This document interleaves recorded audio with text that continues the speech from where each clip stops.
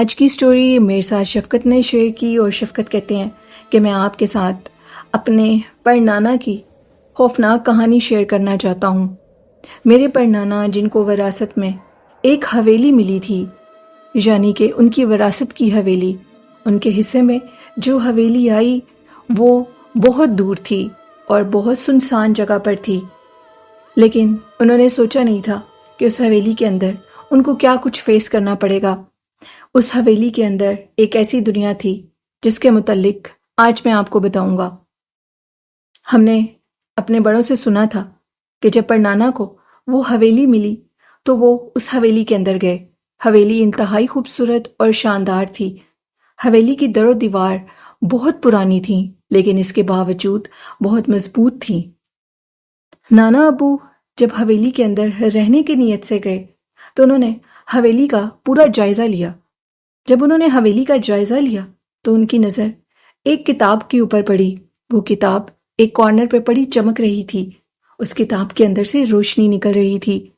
اس روشنی کو دیکھ کر کہ وہ کتاب کے اندر جل رہی ہے، وہ بہت متاثر ہوئے اور انہوں نے فوراً وہ کتاب اٹھا لی۔ جیسے انہوں نے وہ کتاب اٹھائی تو ان کو حویلی کے اندر سے عجیب و غریب آوازیں آنے لگیں۔ ایسے محسوس ہو رہا تھا کہ جیسے حویلی میں شدید سرگوشی شروع ہو گئی ہو۔ ایک پل کے لیے وہ ڈر گئے تھے، کیونکہ اس دن وہ حویلی کے اندر بالکل اکیلے تھے اور کوئی نہیں تھا۔ انہوں نے اس کتاب کو اٹھایا اور ٹیبل پہ رکھا۔ جیسے انہوں نے کتاب کو ٹیبل پہ رکھا تو کتاب خود بخود کھل گئی اور کتاب کے اندر سے روشنی نکلنے لگی۔ کتاب کے ہر صفحے پہ روشنی تھی۔ جب نانا ابو نے پہلا صفحہ کھولا تو کتاب کے اندر سے جو الفاظ اور نقش و نگار تھے وہ سارے نکل کر نانا ابو کے کمرے کی دیوار کے اوپر آ گئے، اور اب کی بار یوں محسوس ہو رہا تھا کہ جیسے پوری حویلی ہلنے لگی ہو۔ حویلی کے اندر سے سرگوشیوں کی آوازیں اور تیز ہو گئیں۔ یوں محسوس ہو رہا تھا کہ جیسے کوئی اور بھی موجود ہو۔ اب جیسے اگلا صفحہ نانا ابو نے الٹایا تو اس میں سے اور نقش و نگار نکلے اور وہ بھی دیوار پر آ گئے۔ جب نانا ابو نے دیوار کے نقش و نگار کو ہاتھ لگایا تو وہاں سے ایک آواز آئی۔ آواز یہ آئی کہ میری ساری طاقت ایک کتاب کے اندر ہے، اگلا صفحہ کھولو۔ نانا ابو نے جب اگلا صفحہ کھولا تو انہوں نے ڈھیر سارے لوگ دیکھے اور اسی حویلی کو دیکھا۔ اس حویلی کے اندر بھی ڈھیر ساری دنیا تھی، یعنی حویلی بہت بڑی تھی۔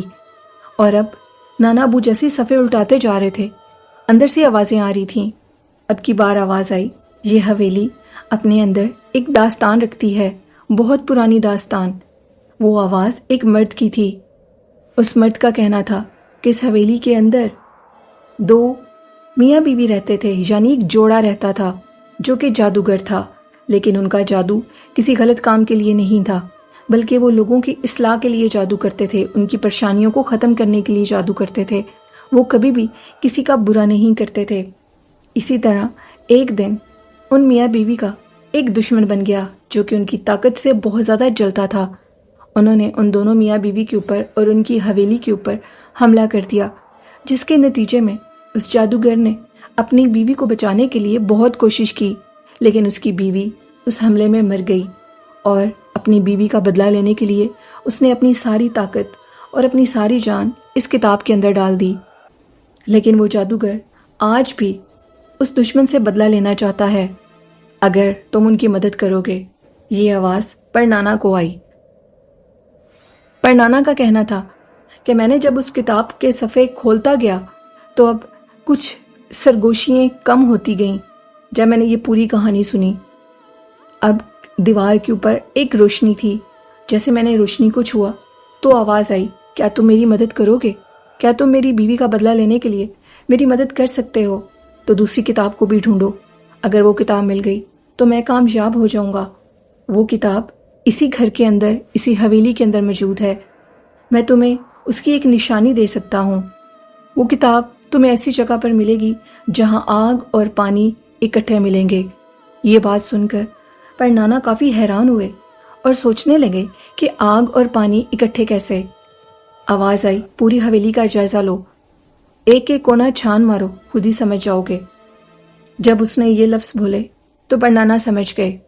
مجھے حویلی کی پرانی رسوئی میں جانا ہوگا۔ پر نانا حویلی کی پرانی رسوئی کی طرف گئے جو کہ جالوں سے بھری ہوئی تھی۔ جیسے انہوں نے پرانی رسوئی کا دروازہ کھولا تو اس کے اندر ایک کنواں بھی تھا، جس کو دیکھ کر پڑنانا حیران رہ گئے، اور انہوں نے اس کنویں کو جھانک کر دیکھا تو اس کے اندر بہت سے جالے تھے۔ قریب ایک آگ کا چولہا تھا۔ پڑنانا نے اس چولہے کے اندر آگ جلائی، لکڑیوں کو اکٹھا کیا اور آگ لگا دی۔ جیسے ہی آگ لگی تو اب اس کنویں کے اندر کچھ روشنی آنے لگی۔ جب انہوں نے کنویں کو غور سے دیکھا تو پانی کی ایک بوند کنویں کے اندر موجود تھی۔ ایک بوند کو دیکھ کر پڑنانا کافی حیران ہوئے، اور اس کے بعد انہوں نے جب غور سے دیکھا تو کنویں کے اندر ایک راستہ تھا، یعنی کہ دوسری کتاب کنویں کے اس راستے کے اندر تھی جہاں نانا ابو کو جانا تھا۔ جیسے ہی نانا ابو نے اس کتاب کو لینے کے لیے اندر جانے کا ارادہ کیا تو ان کو ایک عجیب سی کالی سیاہ پرچھائی نظر آئی۔ وہ ایک دم کے لیے چونک گئے اور پیچھے مڑ کر دیکھا تو ایک کالا سیاہ سایہ ان کے پیچھے کھڑا تھا، ان کو ڈرا رہا تھا اور یہ کہہ رہا تھا کہ اس کتاب کو لانے کی غلطی مت کرنا۔ پر نانا نے اس کی بات سنے بغیر اس کنویں کے اندر چھلانگ لگا دی۔ کنویں کے اندر چھلانگ لگانے کی سب سے بڑی وجہ یہ تھی کہ ایک تو پڑنانا اس کنویں سے آسانی سے باہر آ سکتے تھے، کیونکہ کنواں سوکھ چکا تھا اور اس کے اندر باقاعدہ طور پر سٹیپس بنے تھے باہر آنے کے لیے۔ اور پھر پڑنانا اندر گئے۔ جیسے وہ اس راستے کی طرف، اس دروازے کی طرف اندر گئے تو اندر کافی مصیبتیں تھیں۔ اندر بہت بڑے بڑے سانپ اور بچھو تھے۔ پڑنانا نے اللہ کو یاد کیا، آیت الکرسی پڑھی اور اپنا سفر شروع کر دیا۔ پڑنانا کو بہت سی مصیبتوں کا سامنا کرنا پڑا، لیکن وہ اس کتاب کو لانے میں کامیاب ہو گئے۔ جب وہ اس کتاب تک پہنچے تو ایک بڑا ناگ اپنے منہ میں آگ بھر کر بیٹھا تھا، اور وہ ہر ایک منٹ کے بعد اس آگ کو باہر نکالتا تھا۔ پڑنانا کو اس کتاب کو اسی آگ سے بھرے ہوئے سانپ کے پیچھے سے اٹھانا تھا۔ پڑنانا نے جیسے آیت الکرسی، چاروں کل اور درود پاک پڑھ کر اس ناگ کے اوپر پھونکنا شروع کیا تو ناگ آہستہ آہستہ جلنے لگا، یہاں تک کہ وہ ریت کا ڈھیر بن گیا، اور پڑنانا نے وہ کتاب اٹھا لی۔ جیسے ہی انہوں نے وہ کتاب اٹھائی تو ہر طرف یوں محسوس ہو رہا تھا کہ جیسے طوفان آ گیا ہو۔ ایک آندھی کی تیز آواز آنے لگی اور ہر چیز گرنے لگی کنویں کے اندر سے۔ پڑنانا بڑی مشکل سے اپنی جان بچا کر وہاں سے نکلے، اور کنویں کی سیڑھیوں تک پہنچتے پہنچتے وہ سارا کنواں اور وہ ساری اندر کی دنیا ختم ہونے لگی اور ایک ایک کر کے گرنے لگی۔ جب پڑنانا پہلی سیڑھی پر پہنچے تو سب کچھ گر چکا تھا، اور اس کتاب کو لے کر پڑنانا باہر آ گئے۔ وہ کالی پرچھائی اب غصے میں آگ بگولا بن رہی تھی۔ یوں محسوس ہو رہا تھا کہ پوری حویلی میں جیسے طوفان برپا ہو جائے۔ پڑنانا بڑی تیزی سے اس کتاب کو لے کر اسی کمرے کی طرف بھاگے جہاں پر وہ کتاب پڑی تھی۔ وہ کالا سایہ پڑنانا کا مسلسل پیچھا کر رہا تھا اور یہ کہہ رہا تھا کہ اس کمرے میں مت جانا، اگر تم جاؤ گے تو مار دیے جاؤ گے۔ پڑنانا بس ضد تھے اور وہ اس جادوگر کا بدلہ لینا چاہتے تھے، اس کی بیوی کا بدلہ لینا چاہتے تھے جس کو اس دشمن نے مار دیا تھا۔ بالآخر پڑنانا ساری مصیبتوں کو کاٹ کر اس دروازے تک پہنچ گئے اور اندر سے دروازے کو بند کر لیا۔ اب جیسے کتاب پڑنانا کے پاس تھی تو پڑنانا نے اس دوسری کتاب کو بھی اٹھایا۔ اس دوسری کتاب کے صفحوں کو پھر کھولا، ان میں سے روشنی نکل رہی تھی اور آواز آ رہی تھی، تم ایک نیک سیرت اور نیک صورت کے انسان ہو، تمہاری نیت بہت اچھی ہے، کئی ہزار سالوں کے بعد میں اپنی محبوب بیوی کا بدلہ لوں گا۔ اب اس کتاب کو کھولو۔ جیسے تم کتاب کو کھولو گے تو تمہیں اپنے ارد گرد ایک عجیب سی چیز محسوس ہوگی۔ تمہیں محسوس ہوگا کہ جیسے مکڑی کا ایک بڑا سا جالا تمہارے اوپر آنے والا ہے اور تم ایک گول میں چھپ جاؤ گے، لیکن ڈرنا مت، ایسا کچھ نہیں ہوگا، وہ سب وہم اور تمہیں بھٹکانے کے لیے ہوگا۔ نانا ابو نے جیسی بڑی کتاب کھولی تو بڑی کتاب کے اندر سے ڈھیر ساری خوشبو کے چھونکے باہر آئے۔